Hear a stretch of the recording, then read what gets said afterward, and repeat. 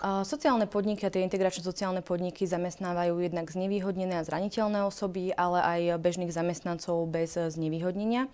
Čo sa týka tých znevýhodnených osôb, medzi takéto znevýhodnené osoby patria napríklad osoby, ktorých znevýhodnenie spočíva v ich zdravotnom stave, ale sú to aj osoby, ktoré dlhší čas nepracovali, 6 a viac mesiacov nepracovali a zároveň majú nejaké znevýhodnenie na tom trhu práce, že môže ísť napríklad o osoby nad 50 rokov alebo mladých do 26 rokov, alebo sú to osoby, ktoré patria do etnickej národnostnej menšiny. Prípadne sú to naozaj dlhodobo nezamestnaní, ktorí viac ako rok sú už evidovaní na úradoch práce. Zákon o sociálnej ekonomike a sociálnych podnikoch hovorí ale aj o zraniteľných osobách.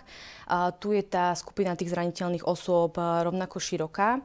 Patria tam napríklad prijímatelia sociálnych služieb, alebo sú to napríklad aj osoby, ktoré sa navracajú na trh práce po skončení poberania materského alebo rodičovského príspevku, alebo to môžu byť napríklad aj osoby, ktoré sa vracajú na trh práce po výkone trestu. My to máme naozaj veľmi široké, zamestnávame ľudí aj so zdravotným znevýhodnením. Máme tu väčšiu časť ľudí, ktorí sú znevýhodnení, čiže sú to väčšinou ľudia, ktorí boli nezamestnaní pol roka alebo aj rok.